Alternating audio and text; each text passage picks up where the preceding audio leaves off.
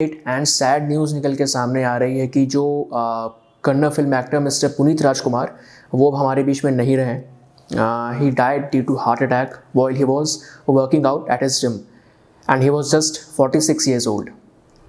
Recently अभी हमने सिद्धार्थ शुक्ला की डेथ के बारे में सुना, क्योंकि वो तो और भी यंग थे, वो जस्ट 40 ईयर्स ओल्ड एंड उनकी भी डेथ कार्डियोवैस्कुलर डिजीज़ के कारण उनकी भी रिसेंटली डेथ हुई है।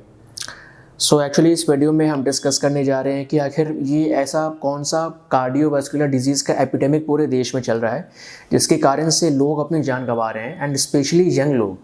आई मीन 40 साल 45 साल कोई एज नहीं है हार्ट अटैक से मरने की। आई मीन कोई भी एज नहीं होती है, बट ये तो काफ़ी यंग एज हो गई। So will be talking about that. And also एक चीज़ मैं पहले क्लियर कर दूँ कि बिकॉज उनकी डेथ हुई है, जिम में डेथ हुई है, तो क्या है ना कि जब भी किसी इंसान के बारे में कोई फेमस इंसान, कोई सेलिब्रिटी, जब उनकी सडन डिमाइस हो जाती है तो फिर काफ़ी एजम्पशंस लेके मार्केट में उठने लगते हैं उनको लेके कि आखिर ये तो इतने फिट थे, जिम विम जा रहे थे, डेथ कैसे हो गई। ये सेम चीज़ पे हमने बात तब भी की थी जब सिद्धार्थ शुक्ला की जब डेथ हुई थी।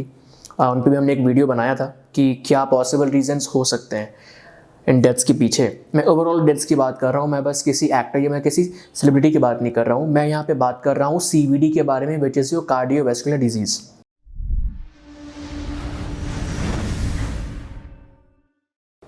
Cardiovascular disease, in short CVD। तो आखिर ये CVD है क्या? बहुत सिंपल है। आपके हार्ट एंड जो आपके ब्लड वेसल्स हैं, खून की नली, इनसे रिलेटेड जो भी परेशानी आपकी बॉडी में होती है उसको हम कहते हैं cardiovascular disease, AKA CVD। Now अगर हम स्टैट्स की बात करें तो WHO के हिसाब से साल 2016 में 17.9 मिलियन लोग CVD के कारण उनकी डेथ हुई है, जिसमें कि आप 31% ऐसा मान के चलो कि ओवरऑल पूरी दुनिया में जितनी भी डेथ्स हुई हैं, ओवरऑल पूरी दुनिया की बात कर रहा हूँ मैं, 31% डेथ्स हुई है because of CVD, cardiovascular disease. Means आपके एक्सीडेंट्स एंड मर्डर्स वगैरह जो भी हैं वो एक साइड, एंड आपका जो कार्डियोवैस्कुलर डिजीज़ है वो एक साइड। 31% death overall. एंड उस 31% डेथ की अगर हम बात करें तो उसमें 85% जो लोगों की डेथ हुई है बिकॉज ऑफ CVD, उनको या तो हार्ट अटैक आया था या फिर स्ट्रोक की प्रॉब्लम उनको हुई थी। तो CVD में भी कई तरह की परेशानियां होती हैं, कई तरह के कॉम्प्लिकेशंस होते हैं। उसमें आपके दो सबसे मेजर है हार्ट अटैक एंड स्ट्रोक, ये दो। एंड अगर हम middle and low income countries की बात करें, मतलब जो डेवलपिंग नेशंस हैं या फिर जो अंडर डेवलप्ड नेशंस हैं, वहाँ पे तो ये स्टैट और भी हाई हो जाता है। एंड 75% लोगों की डेथ इन देश में बिकॉज CVD के कारण होती है। आई मीन जितने भी लोगों की डेथ हो रही है इन कंट्रीज़ में, 75% लोगों को या तो हार्ट अटैक या फिर स्ट्रोक की समस्या आ रही है। एंड इंडिया की अगर हम स्पेसिफिकली बात करें तो सिंस पास 1.5 ईयर या फिर अगर आप 5 साल का भी अगर आप ग्राफ ले लो, एक तरह से आप ऐसा कह सकते हो कि ये एक CVD का एपिडेमिक चल रहा है हमारे देश में। इसके बारे में कोई जनरली बात नहीं करता है। अभी से कोई कोविड के बारे में बात कर रहे हैं, कोविड डेथ्स के बारे में बात कर रहे हैं, कितने सारी कोविड डेथ्स भी आपकी because of heart attack and stroke के कारण हुई है, कार्डियक अरेस्ट के कारण हुई है। इंडिया की अगर हम बात करें तो इंडिया में 40 साल से 69 साल के लोग, 40 to 69 ईयर्स की जो एज गैप है, इसमें 45% लोगों को CVD के कारण परेशानियां हो रही है, डेथ्स हो रही है, अल्टीमेट डेथ हो रही है उनकी। 45% 40 to 69 ईयर्स की एज ग्रुप के लोगों को।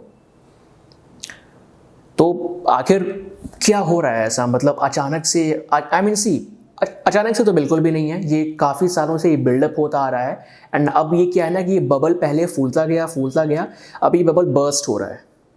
That is the reason. तो अभी यहाँ पे आखिर रीजंस क्या हैं कि इतने कारण कार्डियोवैस्कुलर डिजीज़ इंसान को हो रहे हैं, एंड सिर्फ कार्डियोवैस्कुलर डिजीज़ हो नहीं रहे हैं, उसके कारण डेथ्स भी हो रही है। बेसिकली आपको हार्ट अटैक आता है, आपको स्ट्रोक आता है। रीज़न क्या हो सकते हैं? तो सबसे पहले तो जो एजम्पशंस लगाए जा रहे हैं कि ये कारण हो सकता है, उसके कारण डेथ हो रही है, उस पर लगाम लगाते हैं। सबसे पहली चीज़, जैसे काफ़ी फिट इंडिविजुअल्स की डेथ हुई है बिकॉज ऑफ कार्डियक अरेस्ट या फिर हार्ट अटैक या फिर स्ट्रोक, तो उसमें सबसे पहली बात तो जिम लाइफस्टाइल या एक फिटनेस लाइफस्टाइल फॉलो करने से आपको ये परेशानी नहीं हो रही है। कुछ लोग ऐसा कहते हैं कि बहुत हैवी वज़न उठाने के कारण भी आपको परेशानी हो जाती है ना, आपको हार्ट अटैक आ जाता है। हैवी लिफ्टिंग करने से हार्ट अटैक या किसी भी ऐसी समस्या का कोई रिलेशन नहीं है। It's completely myth, it's completely illogical. हाँ, जब आप एक्सरसाइज करते हैं आपका हार्ट रेट बढ़ता है, आपका ब्लड प्रेशर हाई हो जाता है, सब कुछ हाई रहता है, लेकिन वो एक हेल्दी लेवल पे है, वो अनहेल्दी लेवल नहीं है। आई मीन उससे आपको ऐसा परेशानी नहीं होगी कि आपको हार्ट अटैक आ सकता है, इतना लेवल पे नहीं जाता वो। और अगर हम बात करें प्रोटीन की, तो बहुत से लोग एंड इनफैक्ट डॉक्टर्स काफ़ी बात करते हैं प्रोटीन के बारे में, कि प्रोटीन अगर हाई डाइट लेते हो तो किडनी में स्टोन हो जाएगा, आपको हार्ट फेलियर भी प्रोटीन के कारण आ रहा है।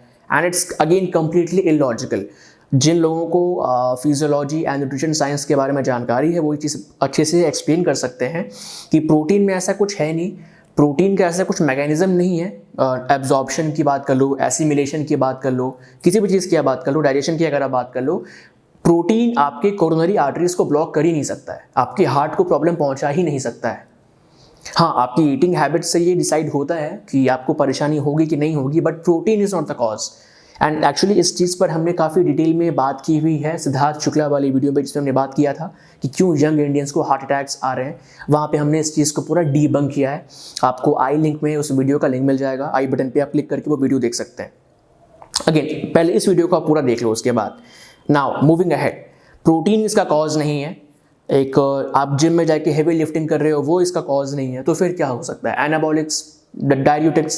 सी एनाबॉलिक्स एंड उसकी बात करें तो क्या इससे प्रॉब्लम होती है? हाँ, हो सकती है, लेकिन अगेन हमारे हाथ में कोई पोस्टमार्टम रिपोर्ट नहीं है, ना ही हम लोग फॉरेंसिक एक्सपर्ट्स हैं जो हम ये बता सके कि ये एनाबॉलिक्स ले रहे थे या डाययूटिक्स ले रहे थे। मेरी माने अगर मैं बताऊं, I don't think so, because ये एक्टर्स ऐसा कुछ तभी करते हैं जब इनके पास कोई मेन कॉज हो कि इनको बहुत ही लिमिटेड टाइम में एक पर्टिकुलर रोल के लिए बहुत जल्दी बिल्डअप होना है, तो ही ये चीज़ें करते हैं। एंड ये सबसे सेफली करते हैं, यही लोग हैं जो सबसे सेफली करते हैं, वरना अनसेफ तरीके से तो बहुत लोग कर रहे हैं आजकल।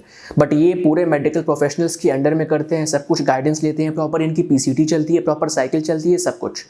तो सेलिब्रिटीज़ अगर एनाबॉलिक्स यूज़ कर भी रहे हैं तो वो अपने हिसाब से, वो उनको करने के लिए पैसे मिल रहे हैं, उनको डायरेक्टर या प्रोड्यूसर उतने पैसे पे कर रहा है कि आपकी चीज़ अपनी बॉडी में डालो, वो खुद से शौक से नहीं करते हैं एंड पूरे गाइडेंस के अंडर में करते हैं। तो एनाबॉलिक्स की बात करें, हाईली अनलाइकली, वो बिल्कुल सेफ हैंड्स में होते हैं इन चीज़ों के मामले में।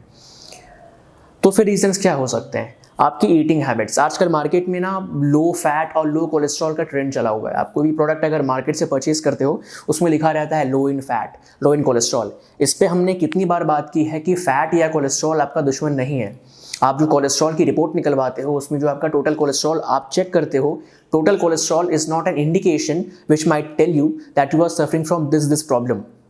कोलेस्ट्रॉल की रिपोर्ट में आपको कुछ और ही देखना होता है और आप देखते कुछ और हैं। कोलेस्ट्रॉल आपका दुश्मन नहीं है एंड फैट्स आपका दुश्मन नहीं है। गलत तरीके का फैट खा रहे हैं लोग, गलत तरीके के ऑयल यूज़ कर रहे हैं, बाहर जाके खाना खाते हैं, वो बहुत ही सस्ते तरीके का ऑयल यूज़ कर रहे हैं बाहर कुकिंग पर्पज़ के लिए, वो आप कंज्यूम कर रहे हैं।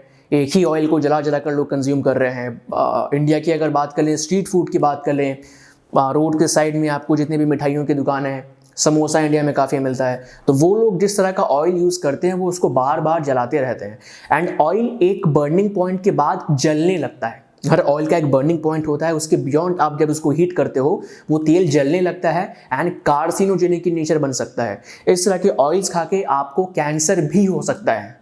आई मीन वो आपकी बॉडी में ट्यूमर भी क्रिएट करने लग सकता है। It could be, I mean ये रीजंस हैं एंड ये साइंटिफिकली प्रूवन है। तो इस तरह की ऑयल्स आप जब कंज्यूम करते हो तो वो आपकी बॉडी में जाकर 10 तरह की परेशानियां करेगा। आपके एलडीएल को ऑक्सीडाइज कर देगा, जिस कारण से फिर आपकी कोरोनरी आर्टरीज ब्लॉक हो जाएंगे and you might get heart attack and stroke.